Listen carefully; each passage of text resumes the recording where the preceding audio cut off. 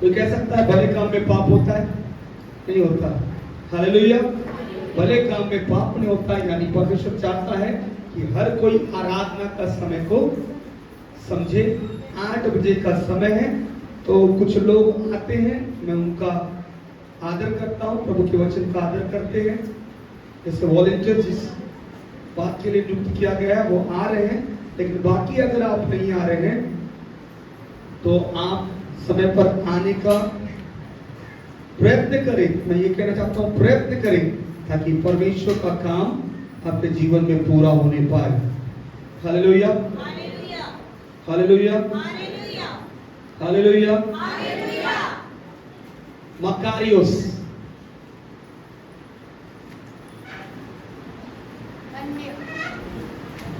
Makarios क्या होता है? मीनिंग है? जोर से बोलिए, क्या होता है? बोलिए एक दूसरे को, मकारियोस। समझ में आ रहा है? पिछले बार हमने क्या सीखा कि परमेश्वर का वचन यूं कहता है, धन्य है कौन? धन्य है याकूब पहला अध्याय उसका 12 वचन से हमने 18 वचन तक अध्ययन करने का फैसला लिया, और परमेश्वर का वचन कहता है धन्य है वो जो परीक्षा में प्रलोभन। मैंने कहा कि परीक्षा के विषय में हम बात करें, याकूब बहुत अच्छा पुस्तक है और एक व्यवहारिक पुस्तक है। मैं कहना चाहता हूं एक मसीह चरित्र और चाल चलन को बार बार प्रस्तुत करता है, और आप लोग को एक अच्छा मसीह बनना है तो याकूब की पुस्तक को पूरा पढ़ लें। हालेलुया। आप चाहते हैं कि एक बेहतर मसीह बनूं, एक अच्छा मसीह बनूं, तो याकूब की पुस्तक को आपको पढ़ना अनिवार्य है। यदि आप उस पुस्तक को पढ़ेंगे तो कई ऐसा भेद आपको प्रकट होगा और आत्मा आपको सही रास्ते में लेके जाएगा। मैं आपको इससे पहले कि प्रचार करूं, मैं आपको एक चीजें बता दूं, बहुत दुखद आते हैं। आपने कितने लोग न्यूज में एक बात सुना, और मैंने ग्रुप में भी डाला था, देखा, पढ़ा? कितने लोग पढ़े? न्यूज में ग्रुप में डाला था। मैं इसलिए डाला हूं क्योंकि यही बात होता है कि कई बार, अब मुझे सत्य नहीं पता, सत्य नहीं पता, लेकिन एक मूवमेंट में मैं ये कहना चाहता हूं कि जो मामला हुआ है वो मामले में सबसे ज्यादा तक विक्टिम हुई है कौन? एक प्रभु की बेटी। और कारण क्या बना? कारण यह बना, अगर हम वचन से हर एक बात को समझते तो परमेश्वर हमें हर एक तरीके से समझाता है, चाहे वो मानसिक तौर पर हो, चाहे वो शारीरिक तौर पर हो। ऐसा नहीं है कि हमारा परमेश्वर केवल हमें हर एक बात को देता है, हर एक ताकत देता है, हर एक शक्ति देता है, हर एक बल देता है, हर एक बात को देता है, लेकिन परमेश्वर कहता है कुछ बातों को बुद्धि से भी करना। इसीलिए परमेश्वर ने कहा, सांप के नाई चतुर और कबूतर के नाई, दो उदाहरणों को परमेश्वर ने दिया और ये कहा कि भोलापन कहां दिखना है और चतुराई।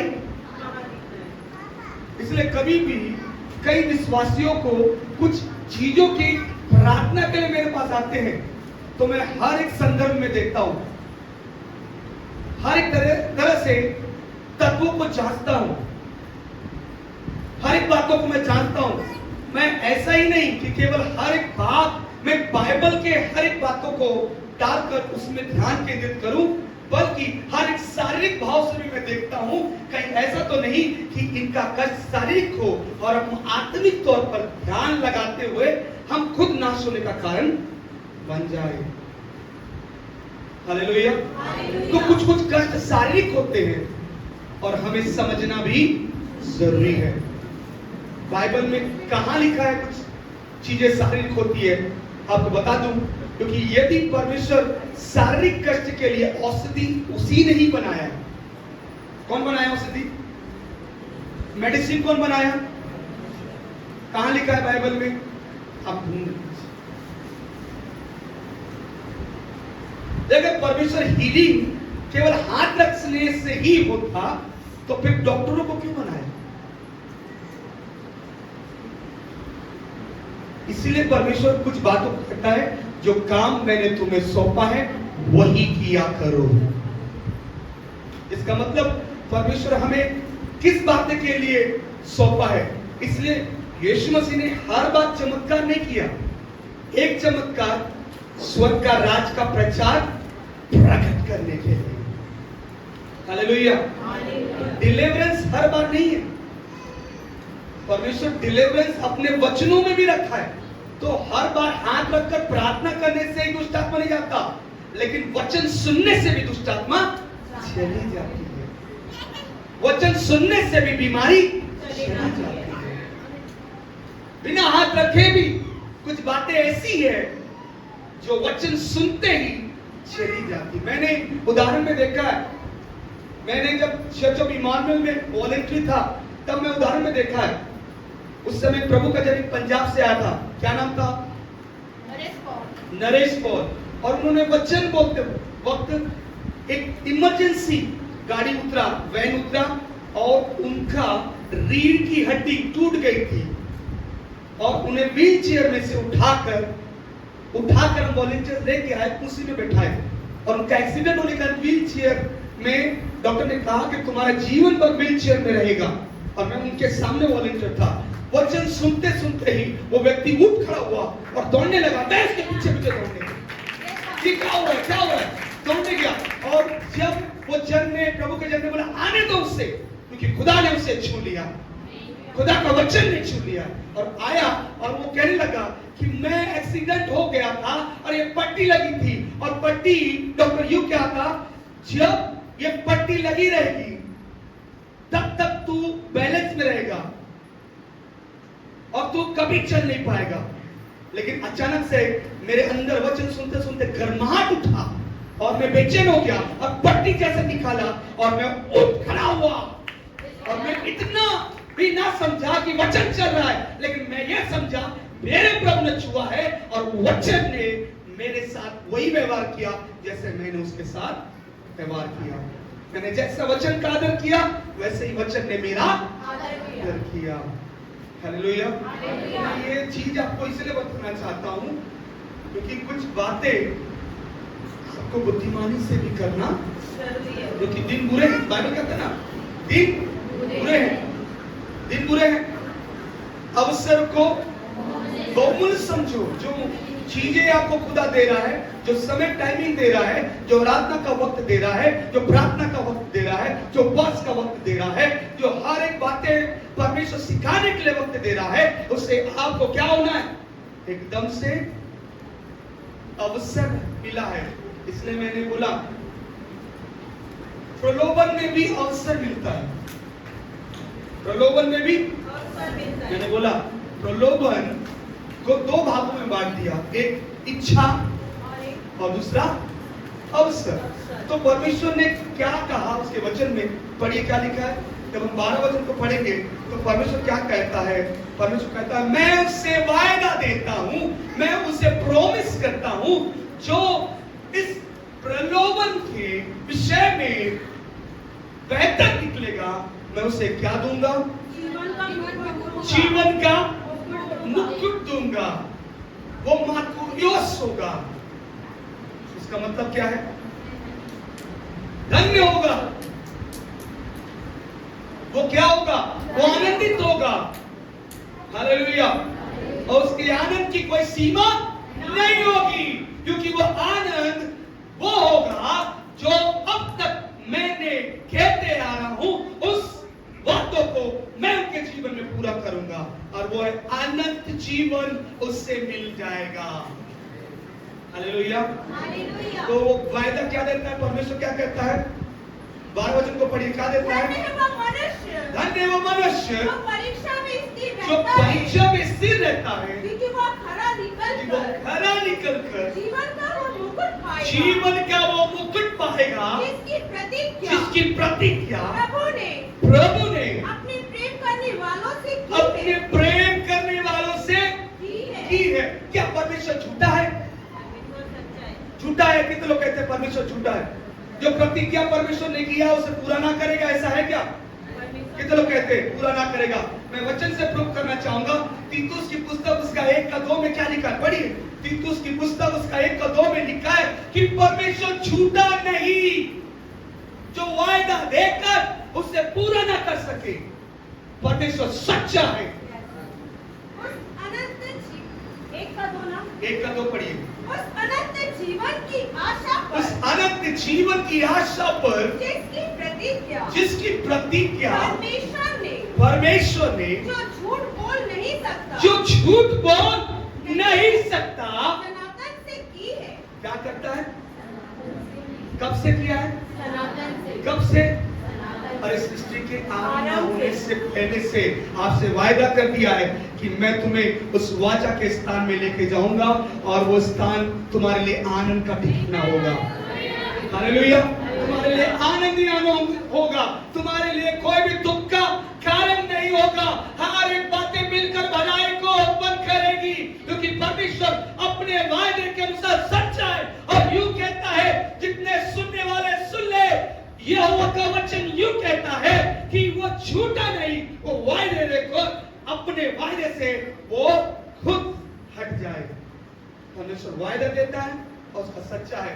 इसलिए परमेश्वर कहता है, धन्य वे मनुष्य जो इस परीक्षा में, प्रलोभन में पास होता है। हालेलुया!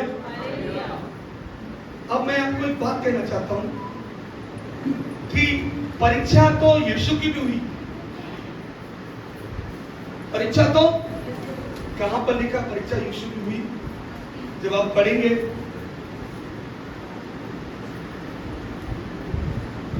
चौथा अध्याय,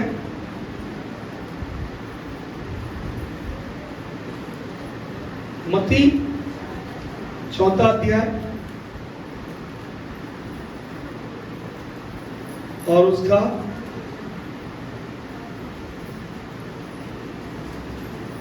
4 वचन से आगे पढ़िए। यीशु ने उत्तर दिया, इससे पहले पढ़िए। तब आत्मा यीशु को जंगल में ले गया। यीशु को कहां ले गया? जंगल में ले गया। कहां ले गया? कहां ले गया? जंगल में। जंगल में। बोलिए, कौन लेके गया? आत्मा, यानी परमेश्वर का आत्मा जंगल में ले गया। हालेलुया! हालेलुया! ताकि इब्लिस से उसकी परीक्षा हो, शैतान से उसकी क्या हो? परीक्षा हो। मैंने आपको बताया, प्रलोभन पाप नहीं है। प्रलोभन पाप नहीं है। यदि आपको इच्छा हो रहा है और अवसर मिल रहा है, इसका अर्थ यह नहीं है कि आपने पाप कर लिया। मैंने उदाहरण में बताया, किसी के पास फिर से उदाहरण बताना पड़ेगा। बोतल दीजिए। चलो, किसका बिस्किट है क्या? बोतल थोड़ा सा, कोई लालच कौन करेगा? बिस्किट का थोड़ा सा, हाँ बिस्किट, लालच आ।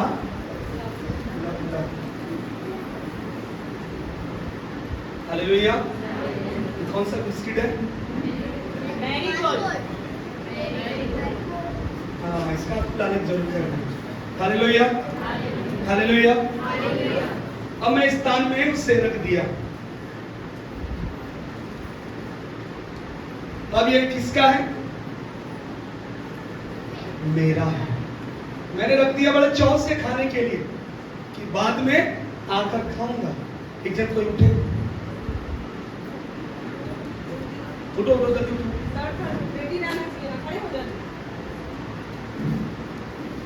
अब यहां पर देखिए, इन्हें पता है कि ये किसका है? किसका है? मेरा है। ये देखकर इनका इच्छा जागा, मुझे भूख लग रही है। मुझे क्या लग रही है? भूख लग रही है। क्या हुआ? क्या देखकर? बिस्किट तरफ देखकर इच्छा जागा।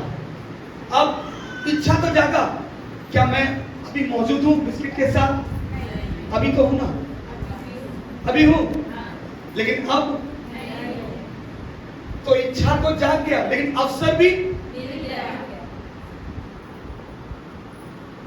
तो जब तक ये इच्छा जागा है और अवसर मिला है और ये यहां तक पहुंची नहीं है, तो वो पाप है ही नहीं।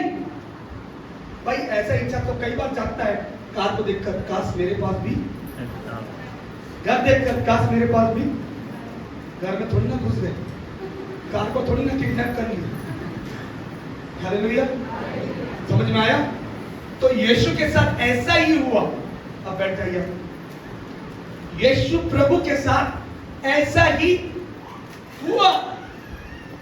आत्मा ने उसे परखने के लिए शैतान के पास जाने के लिए उसे अनुमति, ताकि परखने वाला उसे परख सके। हालेलुया, कि आपका प्रभु भी परखा गया और आपको सिखा गया कि मैं भी परखा गया, तो भी उस प्रलोभन में पाप नहीं लाया, तो तुम क्यों लाओगे? पाप मैंने नहीं लाया। पाप का वो हर एक मौका मुझे था, इच्छा था। इसलिए यीशु ने गसमनी बाग में क्या हुआ, जब पाप का प्याला पड़ा हुआ था, तो उसने कहा मेरी इच्छा तो है और अवसर भी है, इस पाप के प्याले को हटा दूं और ये दुख जो आने वाला है मैं अपने ऊपर ना लूं। अगर वो अपने विषय में सोचा होता, जैसे आज हम सोचते हैं, कई बार हम सोचते हैं अपने विषय में, कई बार हमारा परिवार, खुद का सेल्फ हम जब सोचते हैं और दूसरे का ना सोचते हैं, तो परमेश्वर का वचन कहता है जब मैं अपने विषय में सोचा होता तो मैं आज बच जाता, लेकिन मैंने अपने विषय में नहीं, पहले पिता के विषय में सोचा और उसके लोगों के विषय में। हालेलुया, मैंने तो पिता के विषय में सोचा तो यह कहा कि पिता मेरी नहीं तेरी इच्छा, मेरी नहीं तेरी इच्छा पूरी हो। और उसने उस इच्छा को पूरा करने के लिए तमाम मानव जाति के लिए अपने प्राण की आहुति दिया और उसका लहू बहाकर हमें पाप से क्या कर दिया। तो परमेश्वर कहता है धन्य कौन होगा? ग्रीक भाषा में क्या शब्द था? क्या बोला था? मकारियोस। कौन होगा? जो ये क्या है? जोर से बोलिए, क्या है? प्रलोभन। क्या मिलकर बनता है? इच्छा और अवसर। क्या मिलकर बनता है? इच्छा और अवसर। हालेलुया। अब मैं थोड़ा डिटेल में आपको कुछ बताता हूं। कुछ चीजें हम मनुष्य हैं, इच्छा तो जरूर करते हैं। मनुष्य के अंदर कई प्रकार की इच्छाएं होती ही है। कई इच्छाएं बुरी होती है और कई इच्छाएं भली होती है। हालेलुया। तो परमेश्वर किन इच्छाओं की बात कर रहा है? जो इच्छाएं बुरी हो, जो इच्छाएं बुरी हो। इसलिए याकूब कहना चाहता है उन इच्छाओं को स्टेप टू स्टेप बांटता है और कहता है, मैं आपको बताना चाहता हूं, मैंने आपको बोला कि पाप का 3 प्रकार का स्टेज है। पहला स्टेज जो पाप का शुरुआत होता है, पहला स्टेज, और इच्छा जो हम रखते हैं, और तीव्र इच्छा होती है। तीव्र इच्छा मतलब क्या होती है? मन एकदम से उन चीजों को हासिल करने के लिए कुछ भी करने को तैयार हो जाता है। उसको कहते हैं अंग्रेजी में लस्ट और हिंदी में कहते हैं हवस। Hallelujah. A strong desire for something, एक ऐसा इच्छा जो बहुत ही मजबूत, यानी कहने का मतलब हद से ज्यादा उन चीजों के विषय की हो। हालेलुया। जैसे मैं कहना चाहूंगा एक लड़का और लड़की विवाह से पहले हद से ज्यादा इतना चाहने लगते हैं कि वो मिलना, अगर माँ बाप मना कर दे तो क्या वो मिलना बंद कर दे? नहीं, तो भी मिलते हैं। बात करना बंद कर दे, क्या वो बंद कर दे? नहीं, तो भी बात करते हैं। ये दिल है कि जवानों, यूथ मीटिंग आ रहा है नेक्स्ट मंथ। ये दिल है कि गुदगुदाता है, लुबलुबाता है, झनकाता है। हालेलुया। जवान अगला महीना यूथ मीटिंग के लिए तैयार हो जाए, क्योंकि परमेश्वर का वचन ऐसा ही आने वाला है। डिजायर, इच्छा। कौन सी इच्छा? लस्ट। एक ऐसा इच्छा जो बहुत ही ज्यादा हद तक आपके अंदर काम करता है, और अवसर अगर मिल जाए तो वो अवसर को क्या बोलते हैं? मौके में नहीं, चौका नहीं मारते हम, छक्का मारते। आज के डेट में ना मौके में चौका मारने वाला भूल जाओ। आज के डेट में मौका मिले तो जल्द से जल्द छक्का मारो। इच्छाओं को जो हो रहा है उससे पूरा करो। शैतान अवसर देगा। इसलिए लिखा है कि शैतान क्या करेगा? जब अदन की वाटिका में फल के विषय की बात आई तो हवा को फुसलाने वाला कौन था?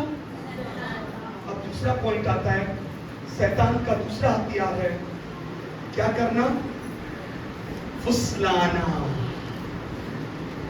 अब उसको बोलते हैं an opportunity and encouragement to safety the desire। Safety मतलब समझे, आपकी इच्छा को क्या करे? एकदम सुरक्षा के घेरे में रखे, और वो टाइम बार बार निकालते रहे।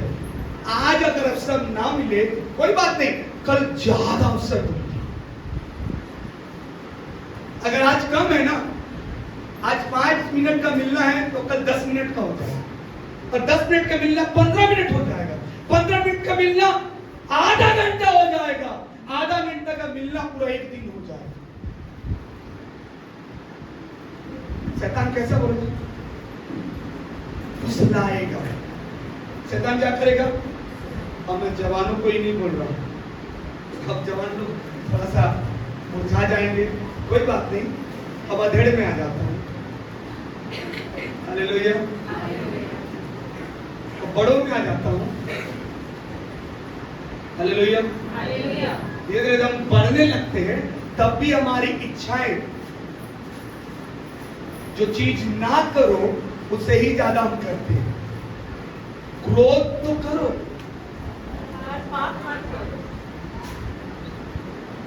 सिस्टम। कई बार इसीलिए परमेश्वर ने बोला है, कई बार जब विवाह हो जाता है तो क्रोध इतना बढ़ जाता है, झगड़ा झमाझम, और एक दिन शादी का खर्च का भी कोई ठोर ठिकाना नहीं आता। शादी करा, अगला दिन बोलेगा ये पसंद नहीं मुझे, और बढ़ने लग गया तो फिर टकराव क्या होता है? आजकल इनका प्रेम थोड़ा ठंडा हो गया, तो आप ही गर्म कर लो। कई बार हम क्या करते हैं? बहाने बनाते हैं। परमेश्वर का वचन क्या कहता है? ये ठीक नहीं है आजकल। वो ठीक नहीं आजकल। पहला ठीक था और बाद में 10 साल बाद क्या बोलेंगे? ये आदमी घटिया है, ये औरत घटिया है। परमेश्वर कहता है जब परमेश्वर ने जोड़ा है तो घटिया घटी, ये घटी हो गई, वो घटिया हो गया। जब तो घटी था तब तो ऐसा होकर कोई बात नहीं, हम मिलकर चलाएंगे। अब घटी पड़ गया तो दोष देना चालू कर दिया, तू बेकार है, तू बेकार है। परमेश्वर कहता है डिजायर, इच्छा, हमारे अंदर इच्छा होने लगती है कि अब इनसे छुटकारा पाए। ज्यादा इच्छा कब लगती है? जब झगड़ा होता है। ज्यादा इच्छा तब लगता है जब अवसर मिल जाता है, और अवसर मिल जाएगा, कोई बीच में आएगा, माँ बीच में आएगी, परिवार वाले, अरे ये ठीक नहीं है, सही कर रहा है, सही कर रहा है। अब परमेश्वर का वचन कहता है कि जब परमेश्वर ने जोड़ा है मनुष्य उसे अलग। तो डिजायर, इच्छा था, आप दोनों में इच्छा था, अब परिवार वालों ने अवसर बना दिया, और परिवार वालों ने जो अवसर बनाया, बहन ने अवसर दिया, परिवार वालों ने अवसर दिया, समाज वालों ने अवसर दिया। अब उन दोनों ने खुलकर उनका लुत्फ उठाया, और जब तनाव में पड़ गए, जब परिस्थितियों के लास्ट एंडिंग में पड़ गए, तब उन्होंने परमेश्वर को दोष देना। इसे लिखा है, क्या लिखा है? इसीलिए हम दोष देते हैं। क्यों? 12 के बाद क्या लिखा? डायरेक्ट याकूब कहता है अरे तुम जो कुछ तुम्हारा घटता है तुम मुझे थोप देते हो, जो कुछ तुम करते हो, तुम्हारी इच्छा तुम पूरे करते हो। मैं तो अपने वचन में बता चुका हूं कि तुम जब इन परीक्षाओं में सफल होगे तब मैं तुम्हें क्या करूंगा? अनंत जीवन दूंगा। मैं तो वायदा कर चुका हूं, मैं छूटा नहीं हूं, मैं अपने अनुसार काम करता हूं, लेकिन तुम मेरे अनुसार काम नहीं करते हो। क्या कर रहे हो? पढ़िए, क्या करते हैं? जब किसी की परीक्षा हो तो वो यह ना कहे कि मेरी परीक्षा परमेश्वर की ओर से देखिए, होती है। अब याकूब ये डायरेक्ट वायदे के बाद सावधानी ले आता है और कहता है अरे मैं तुम्हें वायदा दिया हूं, अनंत जीवन दूंगा, फना ऐसा तुम्हें वो हर एक सुख सुविधा दूंगा जो मेरे पास है। लेकिन डायरेक्ट जब तुम्हारे घर में परिस्थिति हो, तुम्हारे घर में परेशानी हो, तुम्हारे जीवन में परेशानी हो, डायरेक्ट तुम कहते हो ये परमेश्वर की ओर से कैसी परीक्षा हो गई। परमेश्वर का वचन स्पष्ट करती है, याकूब के अंदर प्रकाशन आ गया और कहा कि कई बार आपका झगड़ा परमेश्वर पर पहुंच जाता है और कहता है छी परमेश्वर गंदा है, परमेश्वर ने ये क्या कर दिया। आपका कई बार इच्छाएं और भी बातें हैं जो मैं आपको बोलना चाहता हूं, कई बातें हैं जब आपको परमेश्वर कुछ चीजों को मांगने पर ना दे तो आप क्या करते हो? परमेश्वर गंदा है। लेकिन परमेश्वर ने बोला जब तू इच्छा किया और इच्छा का अवसर बनाकर उसका लुत्फ लिया, तब क्या मैंने ना बोला था कि बेटी ध्यान दे, बेटा ध्यान दे, उधर मत जा? क्या परमेश्वर ने आदम को यह नहीं कह चुका था जिस दिन तू इस फल को खाएगा उस दिन क्या हो जाएगा? मर जाएगा। लेकिन क्या हवा को यह बात पता नहीं थी? पता थी, क्योंकि हवा ने ये खुद शैतान से, परखने वाले से किया। पता थी उसे, उसने इस बात को जिक्र किया, उसने इस बात को कहा परमेश्वर ने मना किया है, परमेश्वर ने कहा है। लेकिन तो भी क्या उसके बात पर, वचन पर खरी बनी, खरी निकली? क्या परमेश्वर ने कैन को ये नहीं कहा अरे कैन देख पाप क्या हुआ, सरकता तेरे दरवाजे के पास है? क्या परमेश्वर ने नहीं कहा? क्या परमेश्वर ने चेतावनी दिया ऐसा ना हो तू कुछ गड़बड़ करे और बात मुझ पर थोप दे कि परमेश्वर तूने ऐसा क्यों डिसाइड किया? परमेश्वर कभी भी किसी का गलत डिसाइड करता नहीं है, क्योंकि परमेश्वर कहता है मैं 17 पद के अनुसार सही हूं, तुम्हारा सोच 13 पद है। लेकिन 17 पद में क्या लिखा है? क्योंकि हर एक अच्छा वरदान, हाँ एक अच्छा वरदान और हर एक उत्तम दान ऊपर ही से है। कहां से है? बोलिए कहां से? कहां से? परमेश्वर कहता है हर एक अच्छा वरदान और उत्तम दान। तो परमेश्वर आपको बुरा दान क्यों देगा? हालेलुया। परमेश्वर आपको बुरा दान क्यों देगा? क्यों देगा परमेश्वर आपको बुरा दान? क्यों परमेश्वर आपको श्राप देगा? क्या परमेश्वर ने आपको श्राप देने के लिए पैदा किया है? इसी बात को लेकर मूसा ने बोला, परमेश्वर से बोला, यदि तू ये लोगों को मिस्र से बाहर निकाल कर ले आया है और इन्हीं का तू हत्या करे, इन्हीं को तू घात करे, तो क्या लोग नहीं कहेंगे कि उनका परमेश्वर मिस्र से निकाल कर इन्हें घात किया? और बुरा भला तेरे विषय में ना कहेंगे? मैं मध्यस्थी करता हूं, इन्हें नष्ट ना कर। हालेलुया। देखिए, परमेश्वर का ज्ञान एक मनुष्य के अंदर से आता है। मूसा ने कहा नष्ट ना कर, इन्हें नष्ट ना कर, इन पर हाथ ना बढ़ा, क्योंकि यदि ये हाथ बढ़ेगा कई समाज ये कहेंगे तुम्हारा परमेश्वरी है, तुम्हारा परमेश्वरी कौन था? नबूकदनेस्सर ने क्या कहा? तुम्हारा परमेश्वर कहता है, तुम्हारा परमेश्वर का एक नबी कह रहा है और तुम उसकी नहीं सुन रहे हो। हालेलुया। क्या उसने ऐसा नहीं कहा? हालेलुया। तुम्हारा परमेश्वर कहता है, तुम उसकी नहीं सुनते हो। क्या लोग ऐसा नहीं कहेंगे? लोगों ने कहा, आने वाले वक्त में यही बात को कहा, इसलिए मूसा जानता था कि ऐसी बातें उठ खड़ी होगी, इसलिए याकूब भी जानता है ऐसी बातें उठ खड़ी होगी। इसलिए परमेश्वर कहता है जब तुम इच्छा करते हो झगड़ने का, लड़ने का, और तुम में हर एक बातें इच्छा के अनुसार होती है, अवसर मिलता है और तुम हाथ बढ़ाते हो और कहते हो कि परमेश्वर मेरे साथ ऐसा क्यों कर रहा है? क्योंकि परमेश्वर कहता है मैं तो ऊपर का हर एक बात देता हूं, नीचे की कोई बातें नहीं देता। हालेलुया। नीचे में क्या है? क्या क्या है? नीचे में हर चीज बुरा है। स्वर्ग से उत्तम देने वाला आपका खुदा स्वर्ग की हर एक वस्तुओं को आपके लिए उंडेल देता है जो उसकी बातों को मानता है। हालेलुया। कितने लोग आज उसकी बातों को मानेंगे? कितने लोग मानेंगे बात? और परमेश्वर कहता है यह प्रलोभन आपके मसीह जीवन में बढ़ोतरी का कारण है। हालेलुया। आने दो प्रलोभन को, आने दो उन बातों को। खुदा कहता है यह प्रलोभन तब तुम्हारे अंदर सिद्ध होगा और इस बात को साबित करेगा कि तुम एक सच्चे मसीह हो। हालेलुया। इसलिए मेरा टाइटल क्या है? क्रिश्चियन लाइफ एंड टेम्पटेशन, मसीह जीवन और प्रलोभन। तो एक मसीह जीवन कैसा होना चाहिए? बिना प्रलोभन का मसीह जीवन है ही नहीं।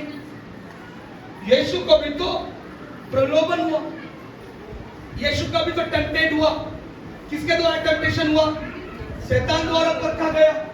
शैतान हर एक परिस्थिति में रखा, बोला अरे तुझे भूख लग रहा है, मुझे पता है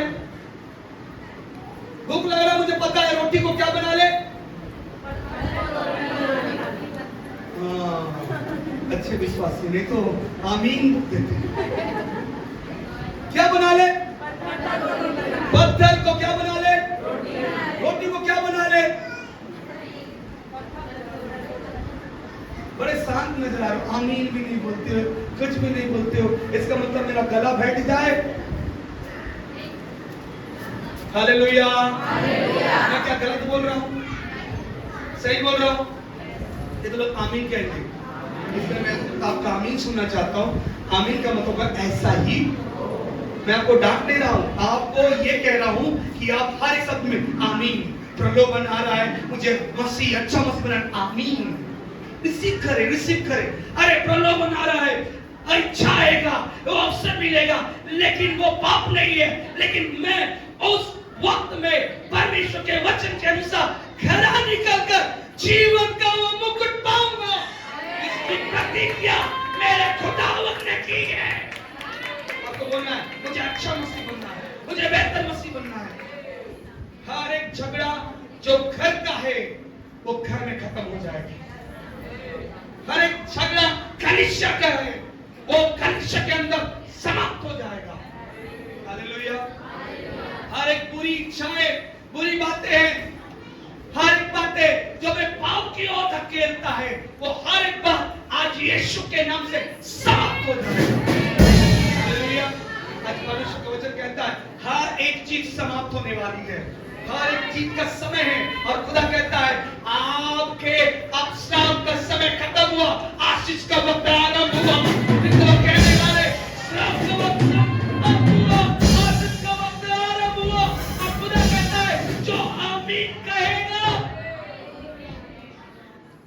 आमीन कहेंगे, आशीष का द्वार आरंभ हुआ। खुदा कहता है जब एक समय बदलता है, मैं आपको कल ऑनलाइन में बात कर रहा था, तो क्या हुआ, एक परिवार ने डिसाइड किया रोटी के स्थान बेथलेहम से मोआब को जाने का, लेकिन वो निर्णय 3 मौत को दिखाया। निर्णय कितने मौत आ गए?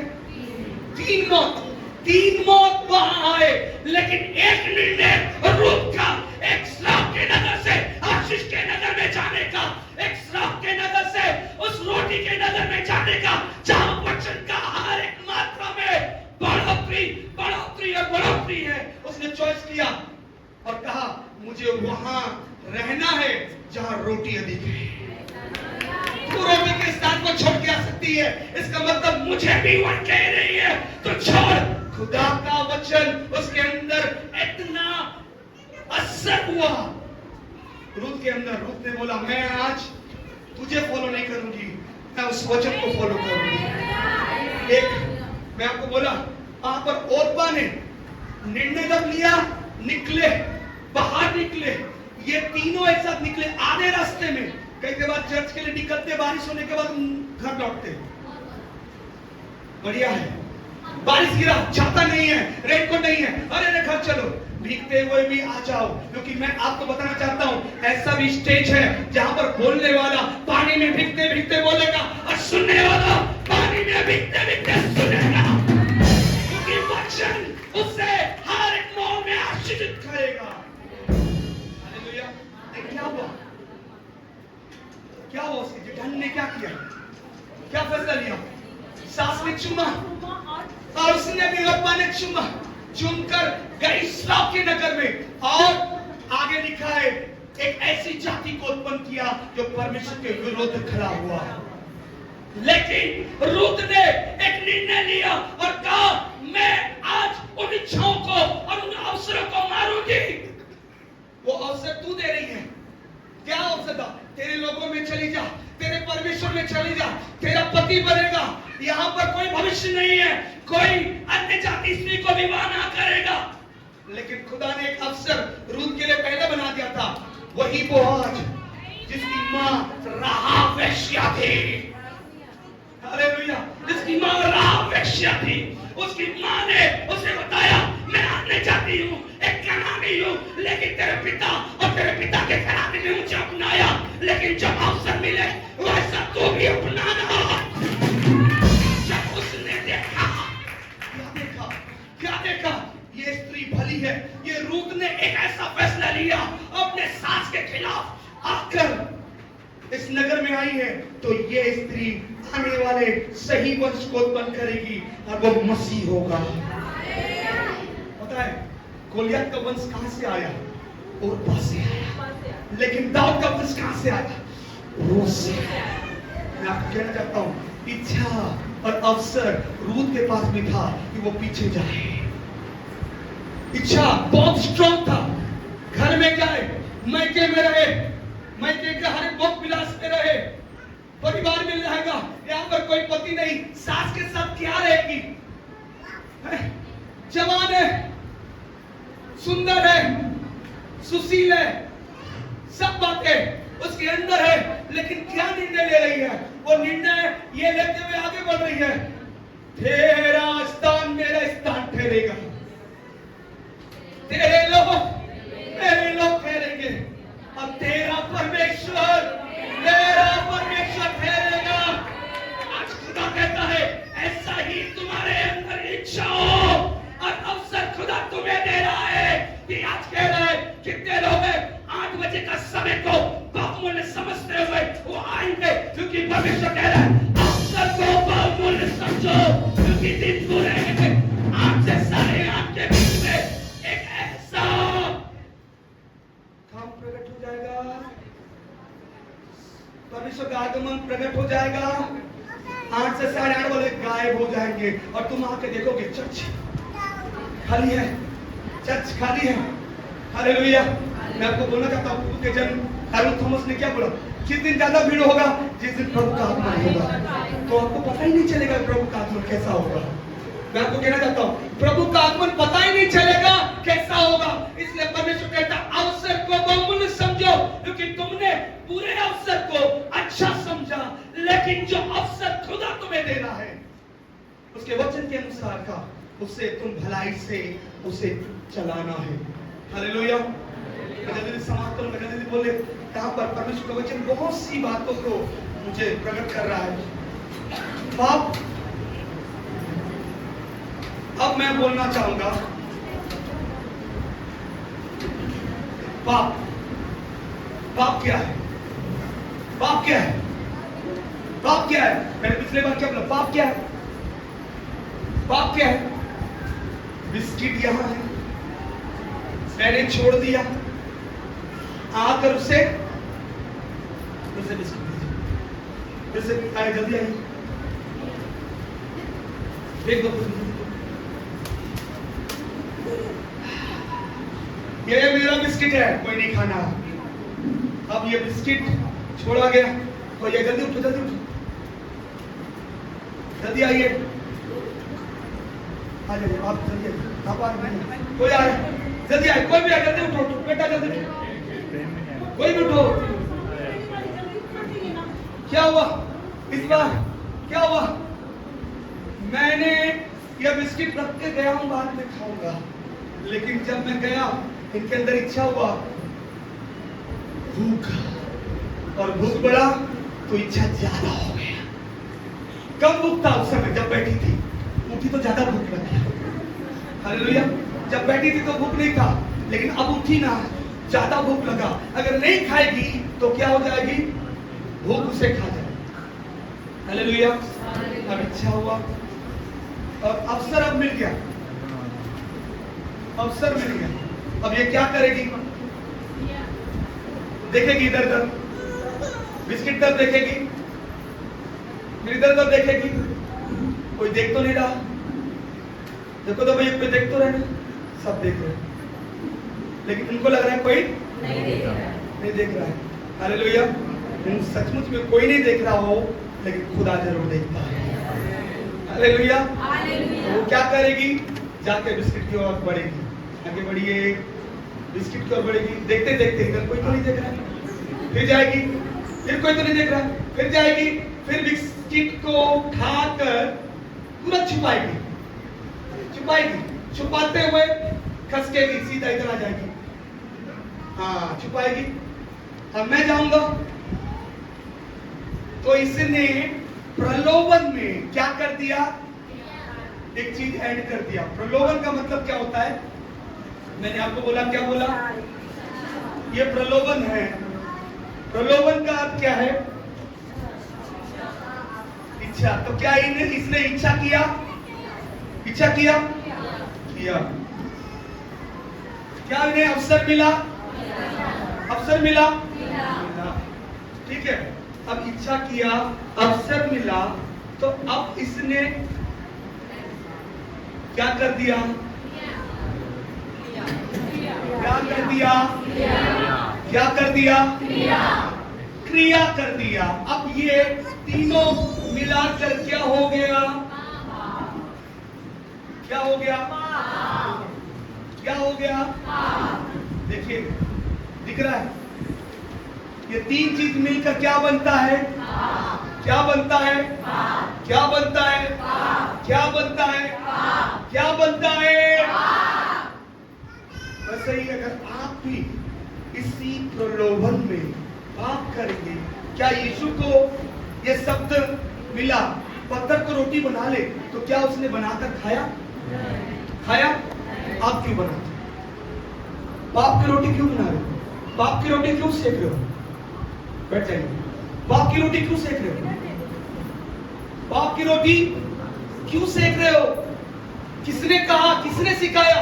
आपका गुरु ने नहीं सिखाया कि मेरी बेटी बाप की रोटी सेके, मेरा बेटा बाप की रोटी बनाए। ये पापी पेट है। किसने कहा? किसने कहा? ये मनुष्य का प्रकाशन है। लेकिन परमेश्वर कहता है कौओं को देखो, ना बोलते हैं ना खाते हैं, वो भी खुदा खिलाता है, तो तुम्हें क्यों ना खिलाएगा? ये लोग सिखाए पापी पेट, पापी पेट। खुदा कहता है कोई चीज को दोष ना दो, लेकिन मनुष्य ने क्या बोला? ये पापी पेट के लिए सब करते हैं। नो नो नो, इसने क्या पाप किया? इसका सिस्टम ही वैसा है, इससे भूख लगेगी ही, लेकिन खुदा का सिस्टम है वो उस भूख को मिटाएगा ही। हालेलुया। अब अगर इस सिस्टम को खुदा ने बनाया है, सिस्टम को वही चलाएगा, हम नहीं चलाएंगे। हम कहेंगे अच्छा हमें भूख लगी तो हम खा लेंगे तो हमारा पेट भर जाएगा। खुदा कहता है वो तुम्हारा सोच है, लेकिन खुदा ने अपने वचन में कहा कौओं को देखो, पक्षियों को देखो, ना तो बोलते हैं ना तो भी खुदा उन्हें क्या करता है? तो आज खुदा का वचन कहता है मैं तुम्हें क्यों ना खिलाऊंगा। कितने लोग आज सीखा, लेकिन अब ये चीज है तो मैं आपको बोला 4 लोग आ जाइए, जल्दी से आइए। 4 लोग खड़े हो जाइए। 4 लोग, कम ऑन कम ऑन। ये तीसरे नंबर में आइए, दूसरे नंबर में आइए, ये पहले नंबर में आइए। इधर से ऐसे से खड़े हो गए, ऐसे से चलो ऐसे से खड़े हो जाइए, ठीक है। अब उसके बाद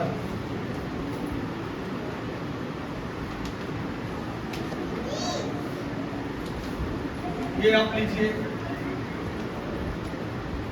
अब आपको समझ में आएगा, समझ में आया? अब थोड़ा आगे आ जाइए।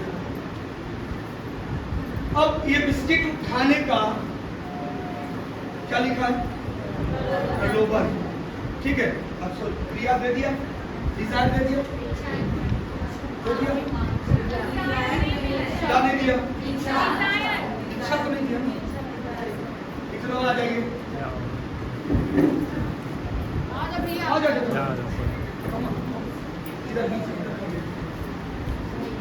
हमने क्या समझा? प्रलोभन का अर्थ है इच्छा और अवसर, ठीक है। लेकिन अब मैं और एक चीज देता हूं, आप पकड़िए, आप थोड़ा हट जाइए। पाप का अर्थ है इच्छा, अवसर और क्रिया। तो अगर आपने क्रिया कर दिया तो वो क्या ठहरा? पाप ठहरा। अब मैं आपको बोलना चाहता हूं, तभी अब इसको आगे करिए, आगे करिए, इसको निकालिए, इसको मत दिखाइए। अब समझ में आया? अब ये क्या लिखा है? दंड। दंड कब होगा? जब इच्छा, अवसर, क्रिया और इधर आ जाइए, क्या लिखा है? हिंदी में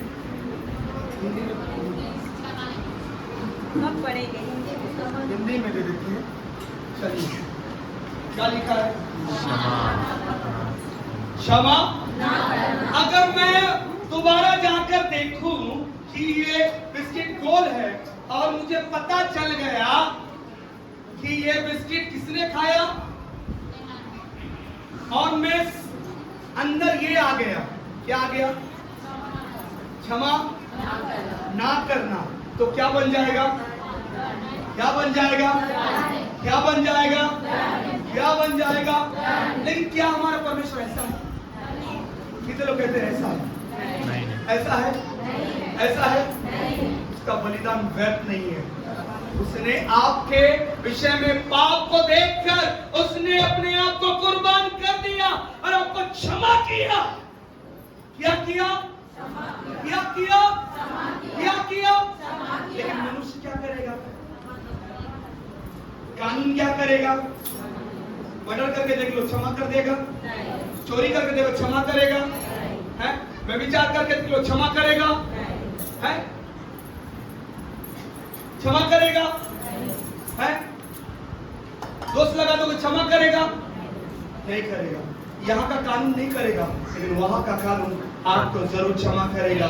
कब? यहाँ पर मानने के बाद भी आपने बोला खून किया, मर्डर किया, चोरी किया, क्या वो मानने के बाद क्षमा करेगा? क्षमा करेगा? सजा ये। लेकिन स्वर्ग का कानून कहता है इतने बातों को होने के बाद यदि पाप कर लिया है तो मैं मानने वाले को क्षमा अवश्य दूंगा। Hallelujah, hallelujah. परमेश्वर का वचन कहता है कि 17 से आगे पढ़ेंगे तो परमेश्वर कहता है मैं स्वर्ग से उत्तम दान और उत्तम वरदान तुम्हारे लिए ले आया हूं, वो है क्षमा। स्वर्ग का परमेश्वर तुम्हारे लिए क्षमा डिसाइड किया। उसने मसीह को भेजकर क्षमा डिसाइड किया और कहता है स्वर्ग का उत्तम दान मसीह है, स्वर्ग का उत्तम वरदान मसीह है जो तुम्हारे लिए स्वर्ग से उतरा ताकि तुम्हें क्षमा मिले और पापों की क्षमा मिलकर तुम्हें स्वर्ग, उस लोक में, इस लोक के लिए खुदा तुम्हें बनाया है। हालेलुया। कितने लोग जाएंगे? अपने स्थान में खड़े हो जाए। कितने लोग जाएंगे? मेरा समय समाप्त हुआ। कितने लोग जाएंगे स्वर्ग जाने के लिए?